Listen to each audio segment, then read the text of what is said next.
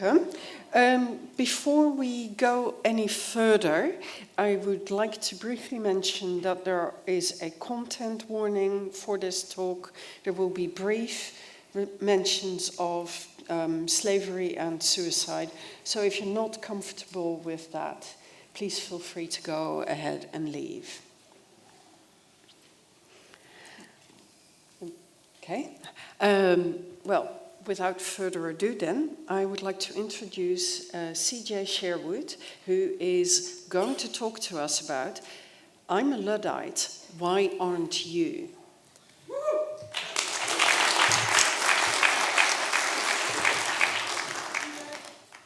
So, I'm CJ, and I'm a software developer and a games designer from Nottingham. And for our last scheduled talk here today, I'm here to talk a little bit about history, a little bit about how we know what we know. Can you move the microphone? Thank you, sorry. With that out of the way, I'm CJ, and I'm a software developer and a games designer from Nottingham. And for our last scheduled talk today, I'm here to talk a little bit about history, a little bit about what we know and how we know it, and a little bit about the harms that software can do to us and the people around us. This is I'm a Luddite, why aren't you? So to start us off, I have questions for you all. Let's get a show of hands. Who here has called someone a Luddite in the last year? Who would think of themselves as a Luddite in the sense of not liking new technology? And who here thinks that being a Luddite is bad? Well, hopefully I will change some minds in the next 25 minutes, because it's a little bit more complicated than that. So let's briefly talk about the real history of the Luddites and what I think we can learn about it today. So we set our scene in the opening years of the 19th century. The Napoleonic Wars are ending and troops are returning to an England that has been changed beyond recognition as the Industrial Revolution gets into full swing. The nation is in the middle of an economic crisis, and across the Midlands and the North, including here in Manchester, but also back in my native Nottinghamshire, the textile revolution is well underway. In the closing years of the previous century, industrialists had succeeded in automating the production of thread from fibres, a task that was previously performed by women and children in the home as a secondary source of income and to supply their own needs. Machine-made thread was worse, broke more easily and was less consistent, but it was produced at a lower cost, 4 times faster, and importantly could be easily centralised to ensure that it was produced on the terms of the industrialists without needing to negotiate with hundreds, if not thousands, of individual workers. This wasn't a seismic shock, but alongside the wider economic woes of the nation, it put many of the textile workers in the region on edge and stripped away any safety net they might have had for what was coming next. And to set the scene, and if you will forgive me, I will read you a poem. And did those feet in ancient time walk upon England's mountains green? And was the holy Lamb of God on England's pleasant pastures seen? And did the countenance divine shine forth upon our clouded hills? And was Jerusalem builded here upon these dark satanic mills?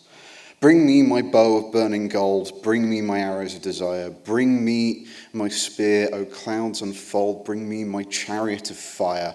I will not cease from mental fight, nor shall my sword sleep in my hand, till we have built Jerusalem in England's green and pleasant land. The year is 1808, and as William Blake put it, the thing that people feared most was the mill. The factory, as we would call it now. And the Luddites were born out of this fear, not specifically for the technologies that the mills deployed. Their hatred of automation is what they're remembered for, but their violence was driven by the coercion of the factory system and the otherwise powerlessness in the face of it. This was not the first time workers had faced such a risk, but the development of automated and semi-automated machines alongside the unprecedented surplus of unemployed labourers eliminated their bargaining, and the capture of the political class by the newly moneyed industrialists and financiers rendered their attempts to address the problem politically moot. Those industrialists began centralising the equipment that textile workers needed to do their work into the factories and mills by purchasing them from desperate families at knockdown prices and then renting them back to workers at serious rates. Prior to the 19th century, weavers, knitters and croppers worked in so-called cottage industry, out of their own homes or small communal workshops to their own schedules, according to their own desires and needs. It was well documented by the factory owners themselves that they saw these workers as slovenly and degenerate for their desires to work only a few hours and a few days to have time to spend on their craft or in their gardens or with their families.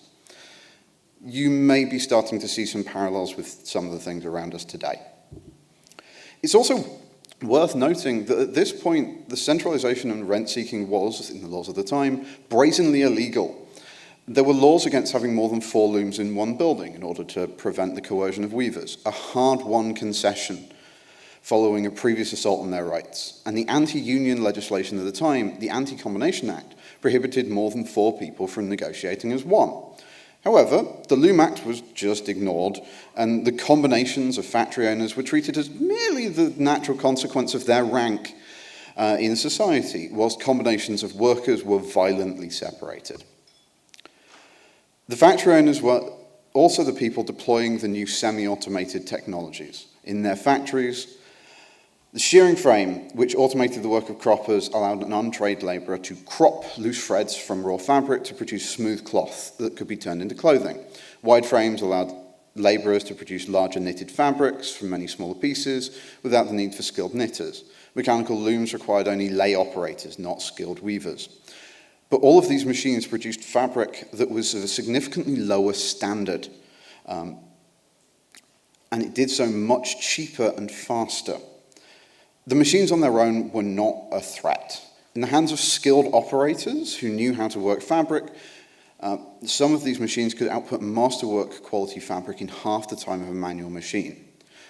But the primary benefit of these machines to their owners was not the production of 4 times as much substandard cloth, but in the threat that they represented to the skilled worker and the leverage that threat gave the industrialists in negotiating reduced pay and working conditions for the work that those machines could not do. And so, in the trinity of the spinning jenny and mechanical loom and the shearing frame, they performed double duty in permitting the industrialists to massively improve their production of cheap cloth, as well as massively suppressing the wages of skilled labour for the production of the fine cloth their machines could never make. You might be seeing some more parallels to what's happening today around us. You might be wondering why they wanted to produce 4 times as much cloth in the first place. And why they were so interested in increasing the production specifically of cotton in the early 19th century. And for this, we must look to the American South and the 4th machine, the cotton gin. The cotton gin was designed by a man called Eli Whitney with the intent of removing enslaved labor from the process of separating cotton fibers from the seeds of the cotton plant. A time-consuming and ultimately unprofitable process performed almost exclusively by enslaved labor in the antebellum South.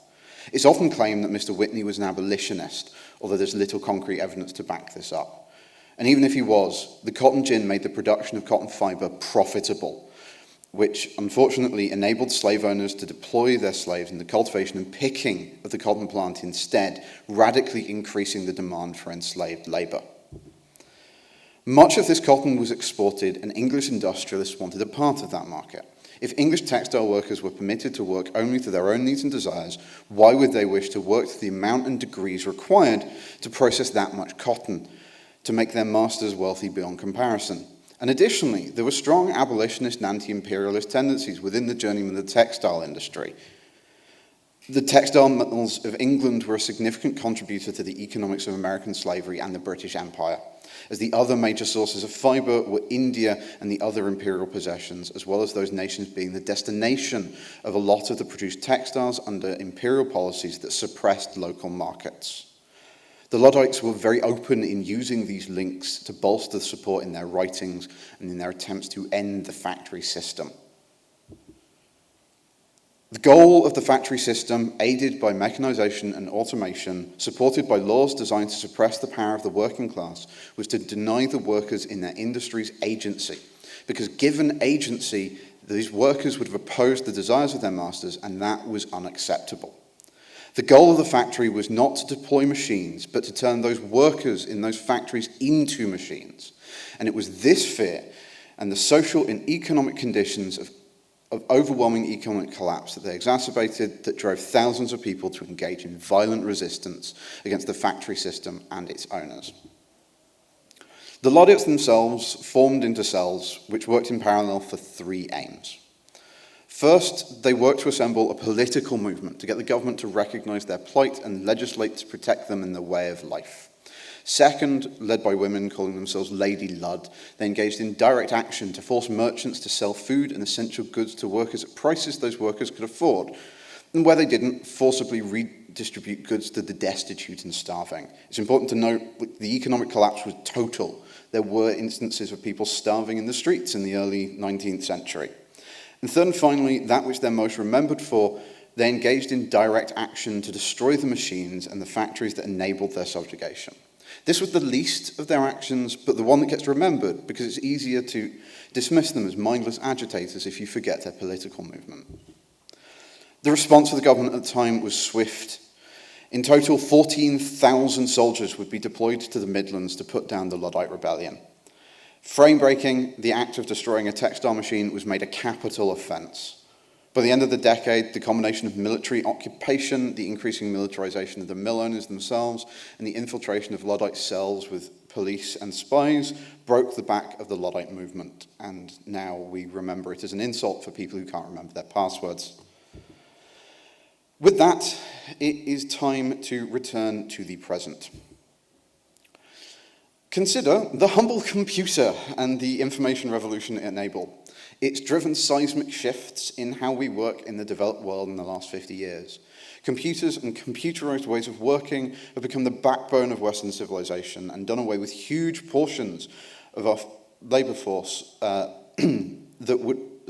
huge portions of work as our forebears would have known it. Large portions of the clerical and secretarial workforce are just gone. And in their place, we have left huge swathes of the workforce in jobs that lack even the slightest bit of agency. Consider for a moment the humble call centre worker. For many, their job is purely to listen to the person on the other end of the phone and press the correct buttons. The rules they must follow are embedded into the systems that they engage with, and no matter how unjust the system, they're little but meaty end effectors of the system. Some of you might have some idea of the moral harm that can do to a person, to be forced to engage in a system that you know to be unjust, to be its fleshy meat puppet inflicting harm on others without your consent, to be the human face, the only part of a system a person can fight with no control over what that system does. And now consider all the other parts of the economy in which that's happening. Supermarkets, delivery drivers, taxis, warehouse workers, even office workers with the advent of bossware and other surveillance systems. The systems that we build are being used to turn people into machines, to strip them of their agency. And more, as these systems escape the institutions and morph into the gig work apps, there's not even the dark satanic mills upon our clouded hills to threaten. The factory that they are building is in the mind. Unless you think that we're immune, consider generative AI. Much as the mechanization of textile work was valuable in it threatened skilled weavers and knitters and croppers and spinners into doing the work that the machines couldn't do for less money and in worse conditions, we're already seeing generative AI being used to threaten skilled artists and developers into accepting worse working conditions for less money and to compromising their work. And just as the Luddites of 200 years ago held within themselves a broad spectrum of beliefs as to the benefit of machines, we here as a professional body will hold a broad spectrum of opinions about the use of these new generative tools. We are in a difficult position in which we are both the textile worker and the industrialist. We are both building the machines which are suppressing our fellow workers and being ourselves suppressed. But much as we are at the intersection of victim and victimizer, we must still consider the harms that our work is capable of. It's hard to say what started the Luddite rebellion, but folklore suggests that it was the killing of a factory worker in Arnold, a short distance from where I live today. The single death of a factory worker, put down to the machines he operated, lit the touch paper of the fires that would burn for much of the 1810s. Unless you think that our work hasn't killed anyone, I would invite you to remember Adam Rain. Adam Rain was a vulnerable teenager who turned to ChatGPT for advice and solace, and it told him in exacting detail how to kill himself and encouraged him to do it. He was only 16. We know about him because his parents are currently suing OpenAI for their negligence. but he's one of 3 people that we know to have died after being coached to take their own lives by generative AI systems. And if you think, but that's just LLMs, and you don't like them, or you think that they can be built with more safeguards, the point is that they weren't. And we've known that they can do this for years. And that's before we talk about all the other experimental systems that do real harm, like autonomous vehicles, which as of last year have killed more than 80 people, or the US insurance robo-deniers, or predictive policing systems, or the 1,000,001 other technologies that do harm today. And before you think, but I work on something benign, developments as far from the sharp edge of technology as recommendation systems have real material consequences for the world. Any machine that makes a decision embeds within it the biases of the people who made it in the ways it makes those decisions. And machine learning means that we embed not only our own biases, but the biases of the data that we train our systems on. This means when we ask or are asked to delegate our thinking, our decisions to the machine, we're given control over our actions to opaque and unknown actors. Even if you trust something today, the reality of modern software as a service means there's no guarantee you can trust it tomorrow. It can be as benign as a mail client moving the send button, or as malicious as an automated analytics tool suddenly flagging East Asian names at a significantly higher rate as the perpetrators of fraud. I spoke a moment ago of the moral harms of being the end effector of a system that is doing something you believe to be wrong. The end result of all of this is we don't even see the harm these systems are doing. Once a person has abdicated their thinking to the machine is always right. And if there's something that we're great at as a species, it is post hoc rationalization, to adopt the reasoning of the machine as our own. People are already fighting back. We've seen in the last decade the hostility and mysticism around the algorithm, the unknowable systems that lay people understand govern online and increasingly in person. From cargo cult practices to appease recommendation engines, to algo-speak, to talk about wanting to unalive PDF files, to the resurgence of algorithm-free products and communities, which seems to just mean showing you things in reverse chronological order, or stuffing your CV with buzzwords in white text to trick the parsers gatekeeping access to interviews. People will seek agency however they can grasp it. When I originally wrote this talk, I said that at least we're not at the point where people cheer as they burn the effigies of our work. And then at the protest in California earlier this year, people hailed Waymo autocabs and then burned them one by one as they waited patiently for their turn. And the world cheered. This leaves us at a crossroads. I don't want you to walk away from here thinking that I mean to say that technology is itself bad. Our industry can be transformative. The work we do can change and save lives when we work together to push ourselves and those around us to be conscious of the impact that our work has on our communities and our society. And I'd like to just briefly call out Bennett. I've forgotten the second word of the name of the company, but the work they've been doing to ensure trust in these systems, that we can trust what's being done with our medical data, is a gold standard. This means understanding the consequences of our work, understanding how we can do better by each other and the communities that we serve. If there's one thing I want you all to take away from this talk, it's to care, to give a damn. It's hard, I get it, and the world wants you to give in.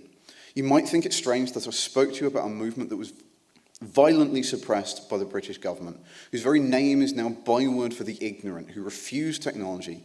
But it's the seeds they sowed that gave us things like the minimum wage, workplace safety laws, limits on child labour, and protections for skilled workers. As much as the government could kill or imprison those at the heart of the Luddite movement and encourage the systems that had twisted visions into the insult, their ideas survived. That's why I call myself a Luddite.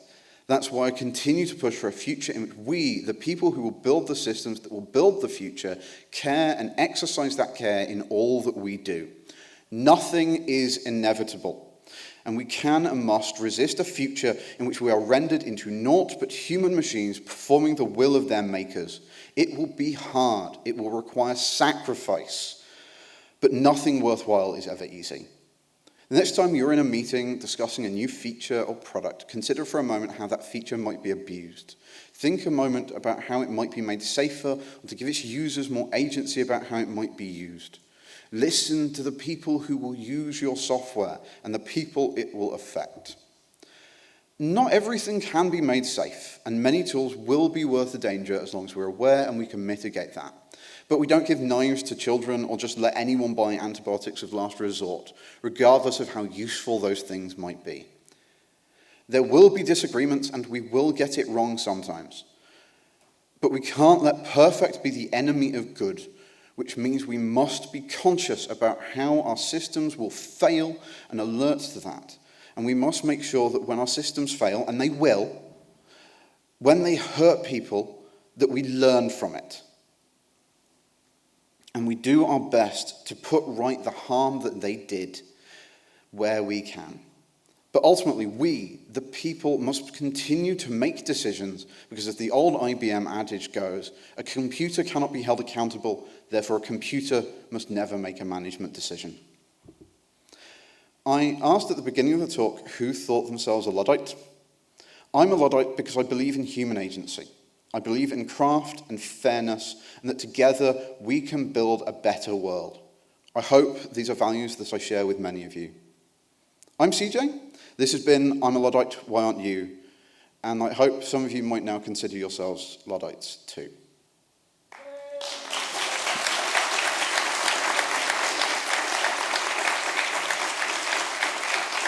And I have run slightly faster than previous attempts, so if there are any questions, I think we do have some time.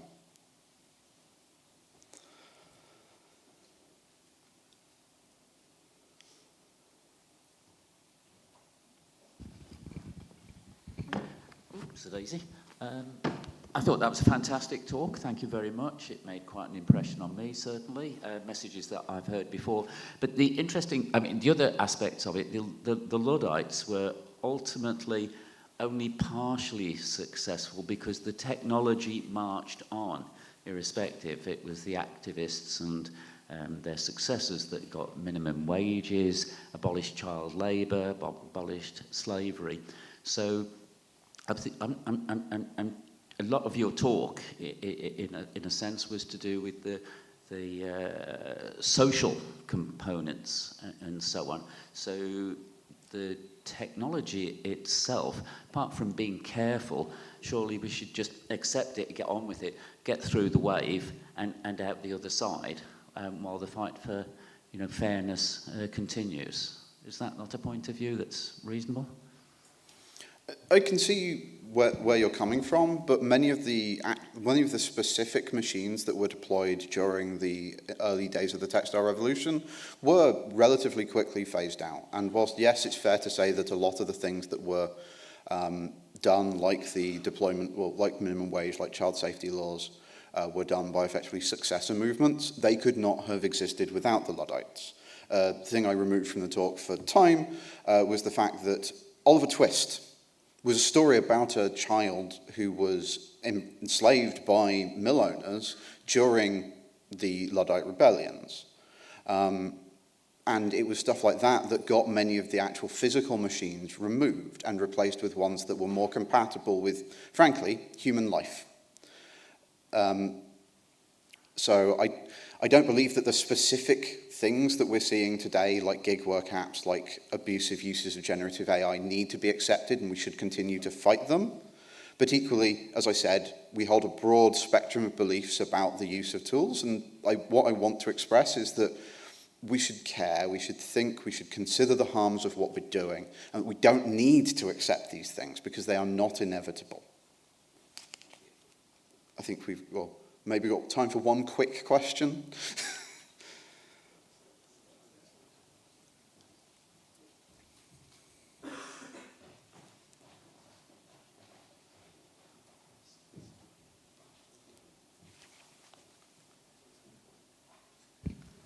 Well, developers aren't traditionally very big on unionizing. We should be.